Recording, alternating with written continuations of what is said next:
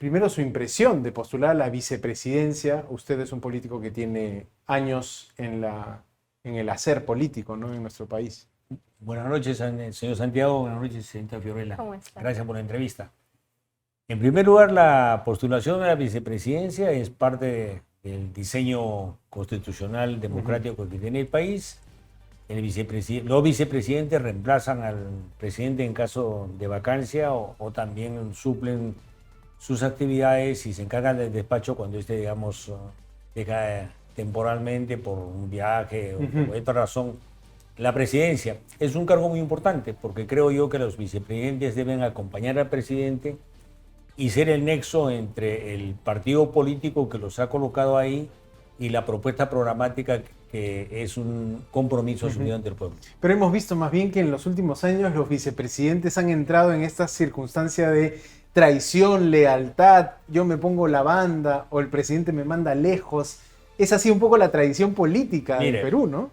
Cuando se personaliza la política y se deja el carácter colectivo, ocurre eso. O sea, ciertamente Dina Boluarte le estaba cerruchando el piso en su momento a Pedro Castillo y así sucesivamente hemos visto una serie de Vizcarra PPK, por ejemplo. Vizcarra PPK. Lo que tenemos que hacer es colectivizar y democratizar la política. La política es una actividad que se ejerce y debe ejercerse colectivamente. Y en segundo lugar, debe ser democrática porque para tomar decisiones, para debatir hay que dialogar, hay que llegar a acuerdos y la mejor manera de llegar a acuerdos es el diálogo y finalmente las votaciones. Y las votaciones tienen que reflejar el sentir del pueblo, de la militancia, a través de sus representantes. Claro, justo en esa línea nos preguntábamos con anteriores también vicepresidentes la figura que realmente cumple, ¿no? Porque vemos que el presidente claramente es la persona más importante de nuestro país y tiene a su lado al presidente del Consejo de Ministros, que también es el nexo incluso con el Congreso, con los propios ministros y la población. ¿Quién tiene más peso, un vicepresidente o un presidente del Consejo de Ministros? Mire, hay una diferencia sustancial. El presidente del Consejo de Ministros es un cargo de confianza que puede ser removido en cualquier momento por el presidente de la República, es una atribución.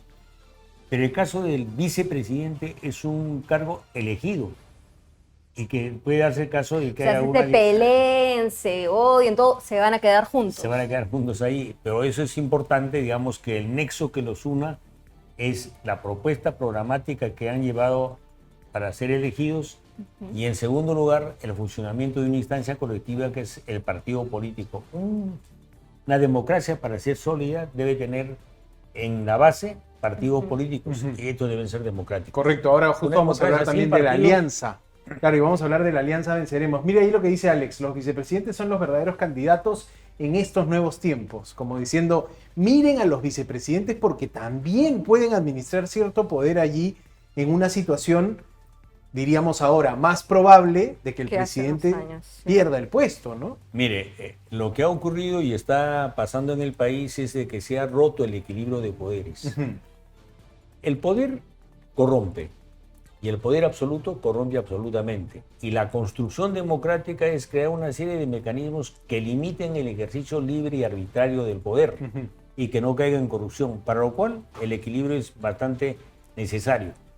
El legislativo debería controlar al ejecutivo y el ejecutivo también controlar al legislativo, ambos ser controlados por el poder judicial y ambos también controlados por el poder judicial y otras instancias constitucionales que hay en el país. Nuestro sistema de pesos y contrapesos. Pero eso se ha roto, ¿no? Porque ahora, digamos, ya vemos que el Congreso de la República es el que maneja la política en el país. Capturaron el Congreso nosotros decimos una banda delincuencial que conformada por Fuerza Popular, Alianza para el Progreso y otras fuerzas menores, y que capturado el Ejecutivo a través de Dina Boluarte, ya lo habían capturado antes la Defensoría del Pueblo, la Junta Nacional de Justicia, el Ministerio Público, y están inevitablemente cayendo en una situación de corrupción.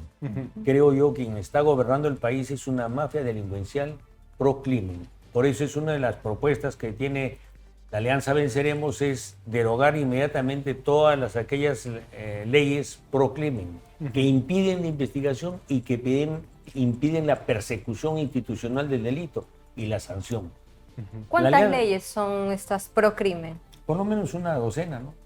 todas aquellas que limitan, ponen plazos, que modifican los plazos prescriptorios, ponen límites a los plazos por los cuales el Ministerio Público o la policía puede investigar, etcétera, etcétera. Pero hay algunas, por ejemplo, y pongo sobre la mesa esta ley que acotaba un poco el uso de este tipo penal, organización criminal.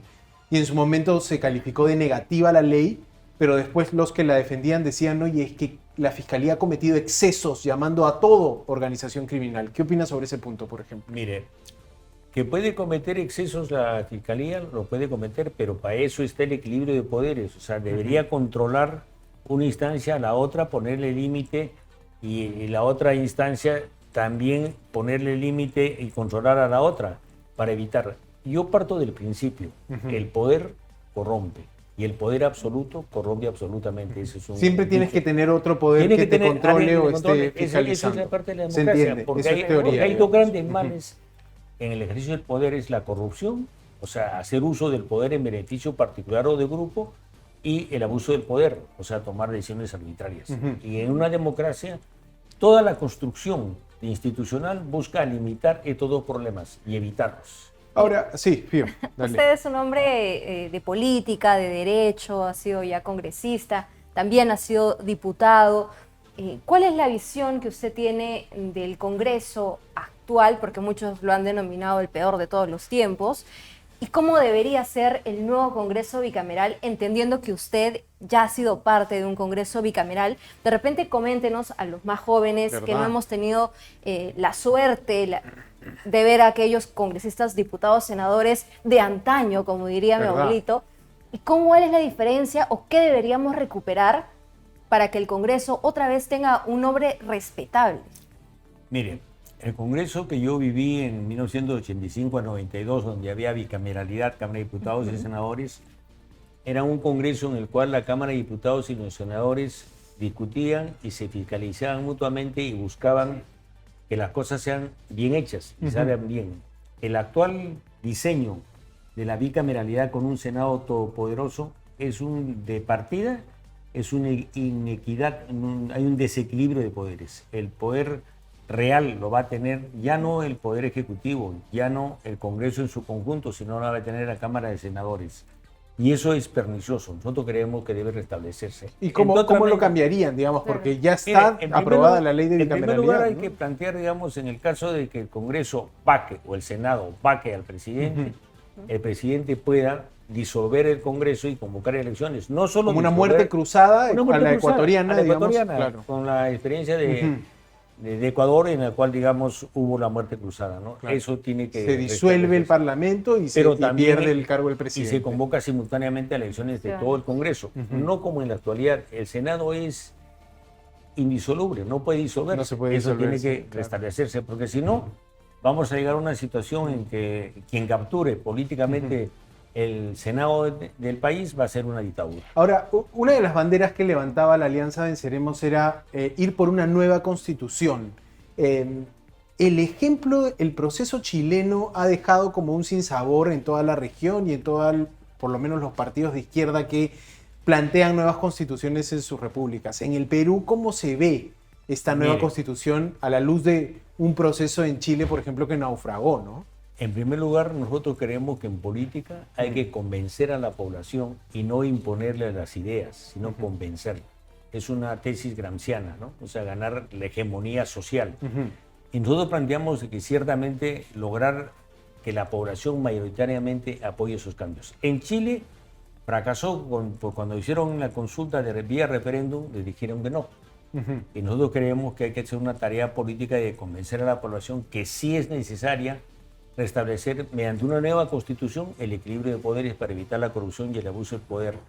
De convencer y unir, ¿no? Porque ahora estamos bien separados como peruanos. Hay una fragmentación terrible, ¿no? O sea, ¿por qué? En el diseño político debería haber las elecciones primarias simultáneas y obligatorias, abiertas y obligatorias. Las PASO, claro. Se han suprimido.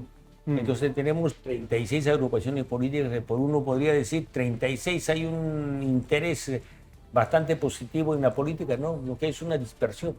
Debió haber elecciones primarias para que realmente vayamos a competir 5, 6, 7 opciones como máximo para que realmente no haya dispersión.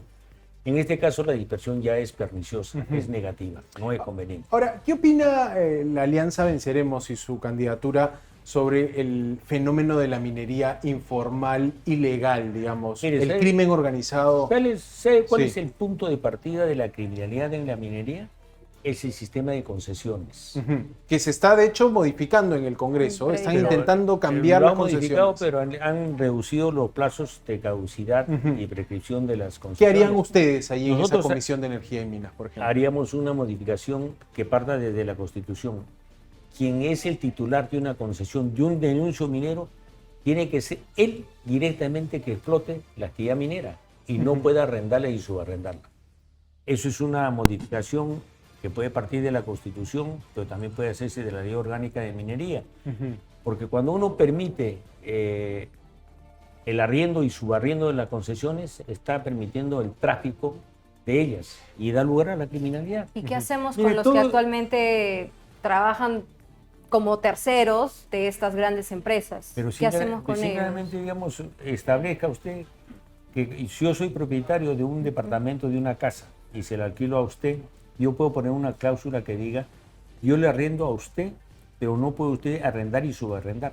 Ya, valor. Entonces, eso En tiene cadena. que hacer una cadena, y eso tiene que establecerse, porque los denuncios mineros en el Perú, está casi denunciado todo lo que es potencialmente, digamos, que tenga una vocación minera o de hidrocarburos, y sin embargo, la gran mayoría no los explota, sino los arrienda y subarrienda. Vayamos a Patás.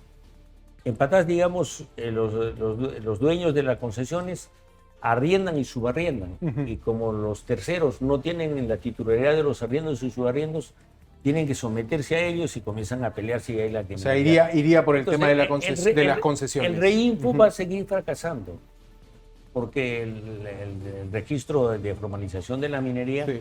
mientras persista ese régimen pernicioso de arriendos y subarriendos de Correcto. las concesiones Ya mineras. tengo su posición sobre el tema minería informal. Ahora, ¿cómo lidia la Alianza Venceremos con la pesada mochila de tener a un Guillermo Bermejo como fundador de uno de los partidos que forma la Alianza, sentenciado por terrorismo, digamos? ¿Cómo lidian con esa situación judicial que puede de alguna manera, para algunos, manchar a toda la agrupación Mire, política? primero hay que ser absolutamente claro. ¿Qué ha pasado con Guillermo Bermejo? Que está sentenciado por organización terrorista y lo acusan después de que haya habido 2 absoluciones en instancias similares.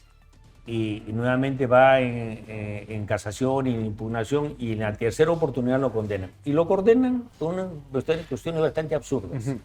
Dicen que él tenía a su cargo la preparación de los terroristas y decía que a sus escuelas asistían los del MRTA y los de Sendero Luminoso.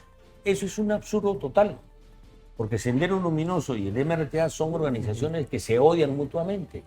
Y decir de que hay una especie de academia en la cual... O sea, no tiene coherencia para usted esa parte de la acusación. En segundo lugar, no hay ninguna prueba nueva, y en las supuestas capacitaciones de futuros terroristas han asistido fiscales y autoridades como alcaldes. O sea, y son eventos organizados por ellos, no por Bermejo. Entonces, Bermejo simplemente es víctima de una persecución política, en nuestra opinión, y eso Por debería eso ser se lo revisado. reivindicó dándole a Ronald Atencio la candidatura presidencial. No, la elección de Ronald Atencio es un programa paralelo y fue democrático. O sea, ciertamente, digamos, de 57 fórmulas de candidatos al Senado, al Parlamento Claro, andino, 57 a los listas, diputados, claro. y también en 56 ahí hubo fórmulas mixtas, y en la 57, que es la presidencia, hubo 2 alternativas. O era un candidato a la NOCA, o era Ronald Atencio, y fue fruto de una elección democrática. No es un problema de toma y daca. Nosotros queremos que en política no es que yo te doy y tú me das a cambio, sino es cómo convencemos a los electores o a los que van a decidir con una propuesta programática. Y La hablando política justo es de... diálogo, democracia, pero también son argumentos y convencimientos, no imposiciones. Justo hablando de la presencia del señor Ronald Atencio, ¿va a participar en el debate? ¿Se está alistando? Coméntenos los preparativos. Sí, va a participar de todas maneras. De todas maneras va a estar ahí. O sea, a mí me parecería, y nos parecería, digamos, un error no hacerlo, ¿no? Porque la política es convencer a la población.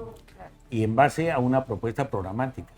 Lo que el Perú necesita es recuperar la política como una actividad de servicio a la población, de servicio al país, y no de servirse en beneficio particular. Lo que está ocurriendo en la decomposición política y esa captura mafiosa del Congreso y del poder en el país es que precisamente que nos están gobernando en función de sus intereses y no en función de los intereses del país. Hay que recuperar la política con una vocación de servicio a la colectividad. Alberto Quintanilla, señores, candidato a la vicepresidencia en la plancha de Ronald Atencio. La alianza, una de las pocas alianza política Venceremos que reúne partidos de izquierda. Ahí está entonces. ¿Y usted va también con el 3 al Senado o no, Cámara yo de voy a Diputados? la Cámara de Diputados por Puno. Yo soy en la circunscripción de Puno. Es por eso que tengo el número 3 aquí. Perfecto. Yo haría una invocación a la población que voten por la Alianza Venceremos, cuyo símbolo es las 3 hojas de coca.